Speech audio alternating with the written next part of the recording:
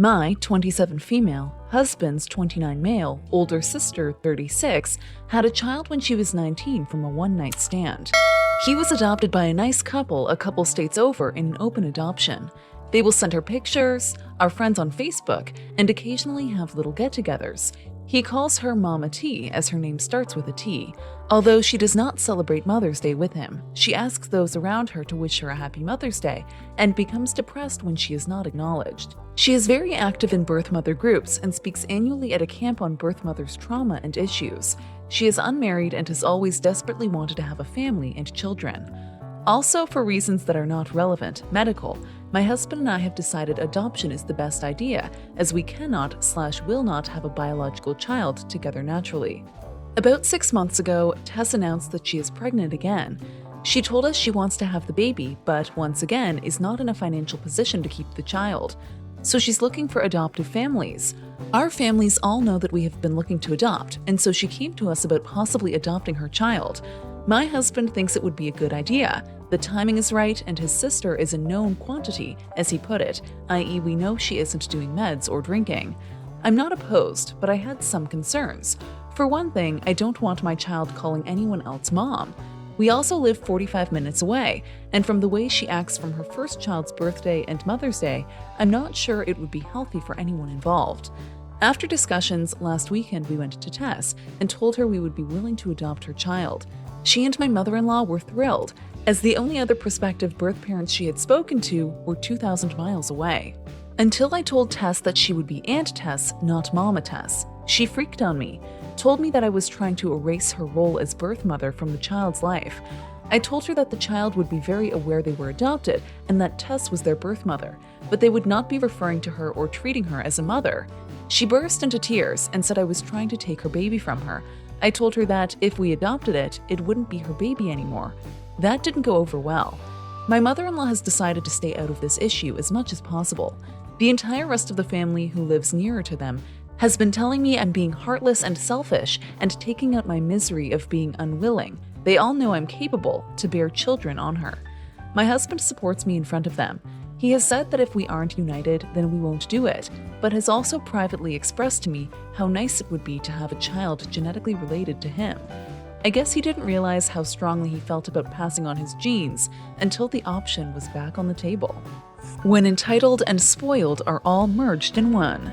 A little backstory first. My sister-in-law is the youngest of a combined 7 kids on my husband's side of the family, and my husband is his mom's mother-in-law oldest, number 5 of the 7. She is the baby of the family and is treated as such. My oldest son was a C-section, which resulted in all of my pregnancies being one. With my second son, we were at the doctor's office, and he was talking to us about setting the appointment for his delivery.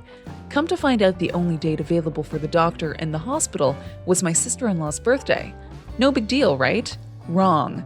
We make the announcement to family about the date our son would be born. At first, everything seemed okay. Come to find out, my sister-in-law is having a witch fit about our son being born on her birthday. My husband and I had his mom and stepmom calling, asking why we picked her birthday and why he couldn't have his own special day. We are annoyed that she has to make it about herself and not the arrival of her nephew, but we try not to let this get to us since we have had a rough few months. Jump forward a year and it's coming up on our son's first birthday. We weren't going to do anything big, just cake and ice cream with family. We ask family if they wanted to come over, and we don't get an answer right away from mother-in-law, so we call a few days before his birthday and ask again. Mother-in-law says she has plans with sister-in-law for her birthday. If she had plans before us asking, she would have said something then. She made plans after we asked her.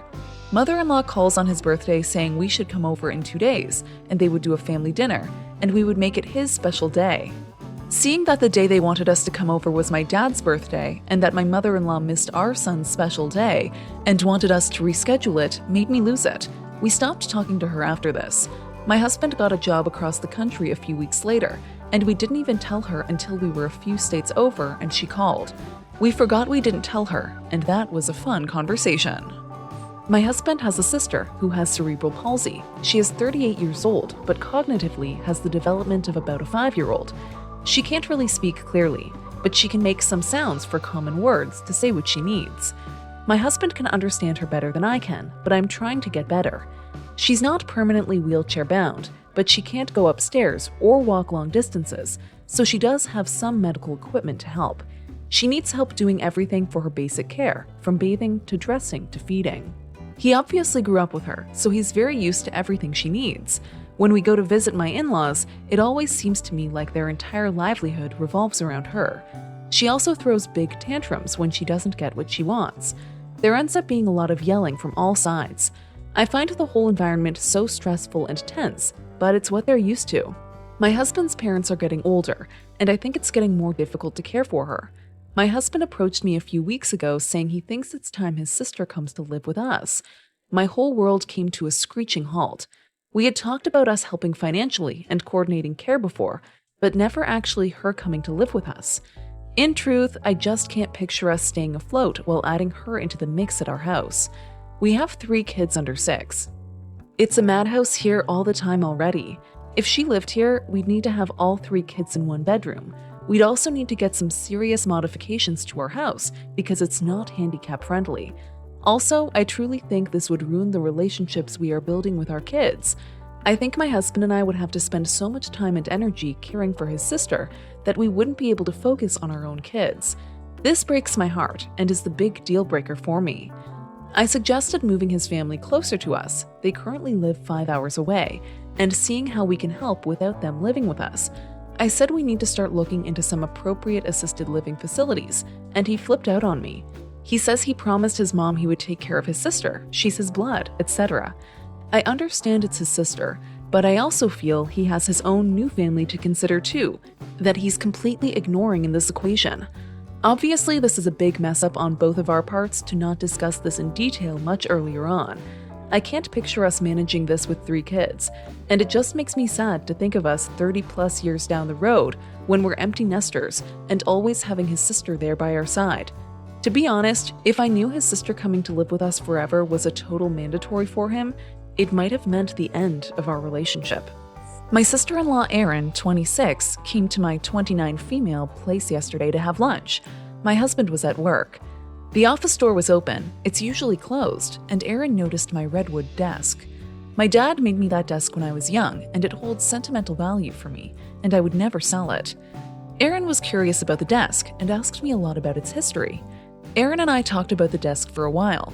She said it was gorgeous, and she wished she had one like it, but I was completely caught off guard when Erin suddenly offered me $700 straight up to buy my desk. Now, I personally think it's rude to walk into someone's home and offer to buy a random piece of their furniture when the owner hasn't specified it's for sale. I just told her the desk is a sentimental piece made by my dad, and I wasn't planning to sell it anytime soon. Erin, however, continued to push the issue and offered me more money for the desk. I kept reiterating that the desk was not for sale, but despite my repeated refusal, she continued to barter with me. She got very pushy, and I quickly became uncomfortable with the situation.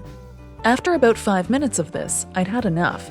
I told Erin to leave my house, and I outlined why her attempts to buy my desk were rude and made me uncomfortable. Erin seemed confused, like she hadn't done anything wrong. She left my house in silence. About an hour later, I get a call from my husband, Erin's brother, that his sister has been on the phone to him in tears because I kicked her out. I tried to explain my side of the situation, but my husband doesn't think Erin did anything wrong by offering to buy the desk, even though she was pushing the issue with me and didn't listen when I repeatedly told her no, the desk is not for sale. Erin is still upset about this, and I don't know whether I should apologize or stick to my guns. I feel like this is mostly a difference in culture. I'm an Eastern European Jew, and I'm married into a very waspy family. In my culture, we celebrate births, not pregnancies. Announcing a pregnancy doesn't really mean anything other than that woman needs more care. We certainly don't have the American belief that pregnancy equals a baby. We don't say congratulations at a pregnancy announcement. It's considered very inappropriate and bad luck to the mother. We also don't do baby showers before the birth. Holding one would mean that you almost hope something bad happens. I've never been able to shake that, and so I just do a toast motion and say cheers, because that signifies that it's happy news at least. I also have a complex personal relationship with the subject of motherhood, and the most important thing that helps me is to give myself permission to not pretend to feel any kind of way about announcements. I can't get angry or cry or be mean, but I don't need to fake happiness, go to a shower, or anything of that nature. We had an early Thanksgiving with my husband's family, and my sister-in-law announced that she's pregnant with her first child. I did my standard toast and cheers, but again, I'm not a smiley person. She cornered me later that day to ask me if I was interested in organizing her shower, to which I politely said that I didn't believe in doing that, bad luck, and that her gift would be in the mail. She apparently has been extremely upset and has rallied all of my in-laws to say that I'm bitter and that I hate her. I don't hate her. I'm happy enough for her.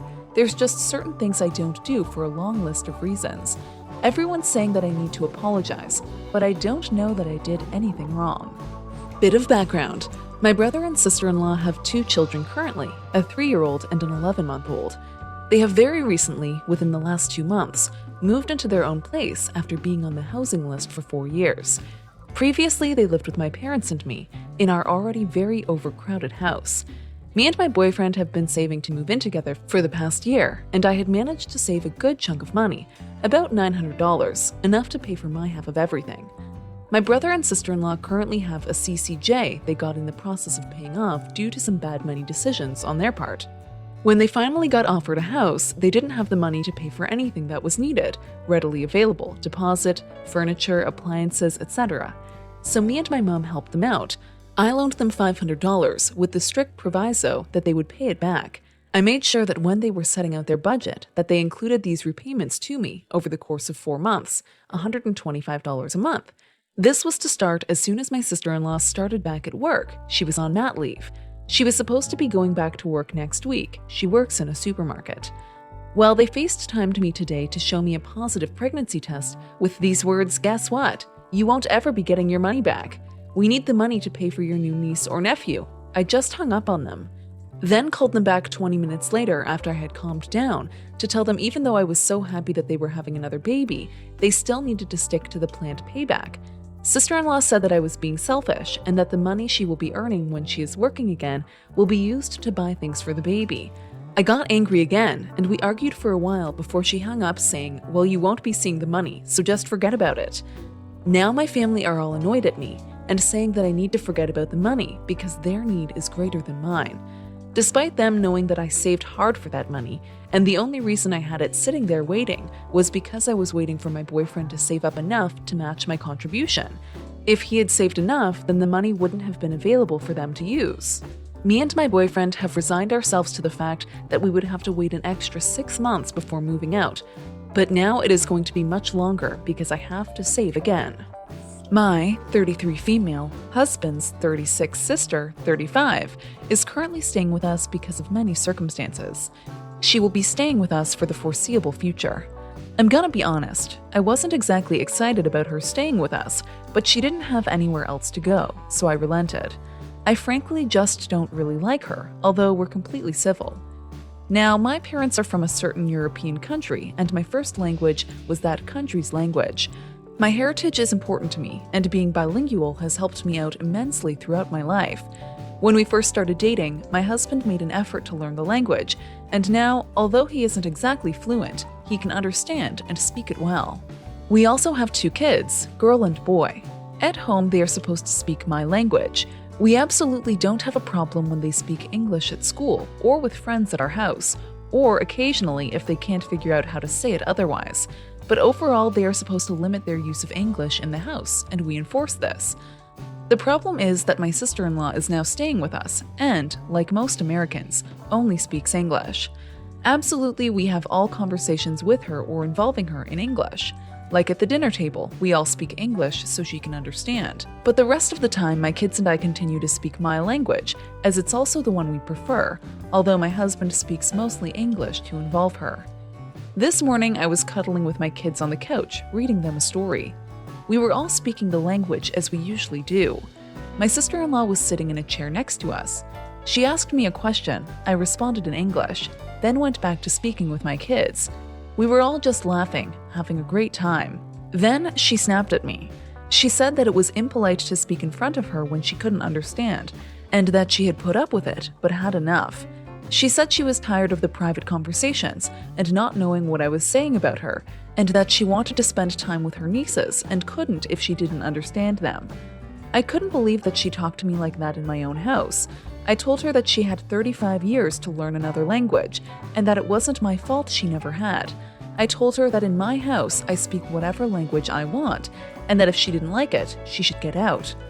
She was very clearly scandalized and left. I guess she complained to my husband. He got mad at me and said that I shouldn't speak to her like that. But she snapped at me first. I told him that she was free to speak whatever language, but so was I, and if she didn't like it, she could find somewhere else to stay. Now my husband is annoyed at me, but I know I'm in the right. So my sister-in-law, husband's brother's wife, and I found out that we were expecting around the same time. She was due 10 days before me. She was pregnant with twins, and I was pregnant with a singleton. We didn't talk about baby names at all. Neither of us were telling anyone the names until birth, because my father-in-law has a habit of complaining about them constantly and saying how they will never get anywhere with that name. We are making their life harder, etc. I figured if he didn't know until birth, and they were already named, that would curb some of it. I'm guessing that was her thought too, but I really don't know. And anyways, it's not important. Unfortunately, she had complications with her twins and had a stillbirth at 24 weeks. They had named the babies on certificates, and one of the names was the name my husband and I chose for our daughter. I had a pretty uneventful pregnancy and gave birth last week on the 26th. We decided to use the name for a few reasons. It was our top pick, and we couldn't agree on anything else, as well as it's not an uncommon name. Plenty of people have the name or use it for their children. Neither one of them came to the hospital, visited us since, or reached out other than the congrats text my husband got from his brother right after the birth. My mother-in-law says she can't believe we would disrespect them like that and refuses to call our daughter by her name and just says the baby or my granddaughter. My father-in-law has been complaining about it too, but it's hard to tell if that's just his normal complaining about it or if it's because of the situation. Other family hasn't said anything about it, but I've noticed many of them don't use the name either and call her Sweet Pea, which maybe they would have done anyways, but it feels like a show of displeasure too. For context, my brother and sister-in-law have a 1-year-old. I have a 1.5-year-old. I am a stay-at-home mom. My husband is doing online nursing classes, and the majority of his time is filled with studying. My sister-in-law is working from home since the lockdown. She has a desk job that is primarily done on the computer. And my brother has been staying home for the most part to watch the baby. He still works, but his hours have been cut dramatically. Today I get a text from my brother asking if I can watch my nephew for an hour, at the most, while my sister-in-law works at home. He has a mandatory work meeting he must attend. To me, an hour doesn't seem like a significant amount of time to watch a toddler and do your work. Lots of people do it on a daily basis. She mainly looks at spreadsheets all day. I used to work alongside her, so I know what her job entails more or less. Annoyed, I indicated I thought an hour was silly, but that I would watch my nephew if he dropped him off at my house. My brother's route to work requires him to pass right by my house anyways. I do not receive a response. Before long, my mother calls to tell me my sister-in-law is throwing a fit and will not allow my brother to drop my nephew off at my house. My brother was fine with it, but she is not. She wants me to come to their house. As a result, my brother misses his mandatory work meeting so that he can stay home and watch the baby while she works from home. My mom said she feels bad for my brother, and since he is family, I probably should have just gone over there. My sister-in-law has always been a very selfish, my way or the highway type of person, and I feel I should not have to accommodate her every request. If she really needed me, I offered to watch him at my own house, alongside my own child.